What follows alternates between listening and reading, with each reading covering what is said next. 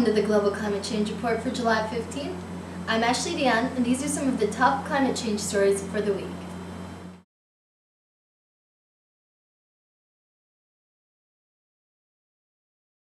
On July 9th, Reuters reported that New Jersey became the first U.S. state to mandate sharp greenhouse gas reductions by 2050 to help fight climate change.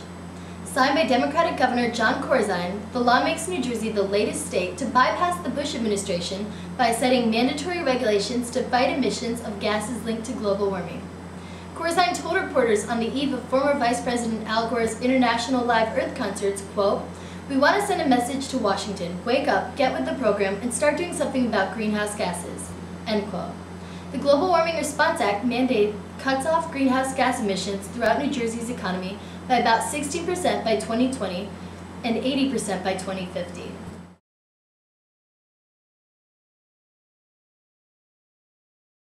On July 10th, the New York Times reported that influential senators from both parties, backed by unions and some large electrical utilities, would unveil a new global warming proposal that could form the basis of a climate change compromise that has so far eluded Congress.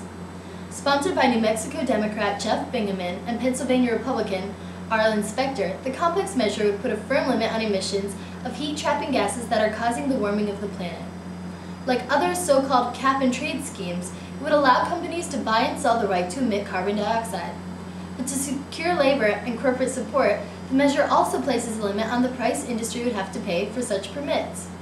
To win the endorsement of Alaska's 2 Republican senators, the bill contains billions of dollars in new money to help their state cope with the effects of climate change on roads, bridges, and coastal areas.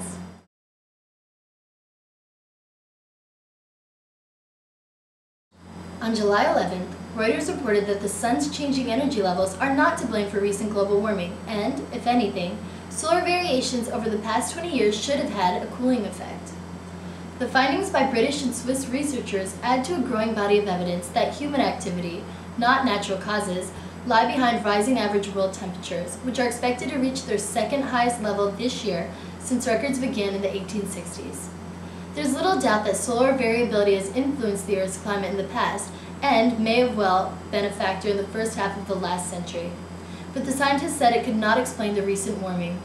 They wrote, quote, "Over the past 20 years, all the trends in the sun that could have had an influence on the Earth's climate have been in the opposite direction to that required to explain the observed rise in global mean temperatures," end quote.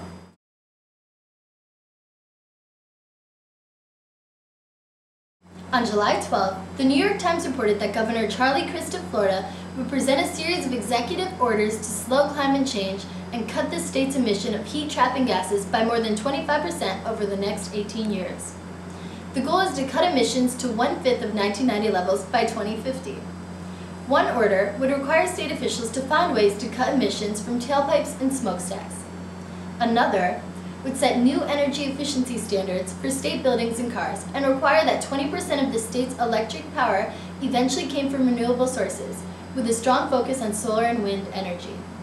Whether Mr. Crist, a popular Republican, can single-handedly mandate strict new controls on electric utilities and other industries remains to be seen.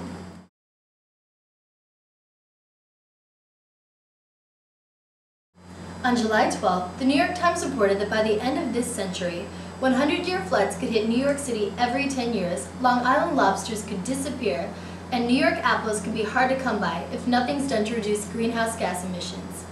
According to a report from the Union of Concerned Scientists, the Northeast can anticipate substantial and often unwelcome or dangerous changes during the rest of this century. After examining the impact of global warming on the region, they said, quote, "The very character of the Northeast is at stake," end quote.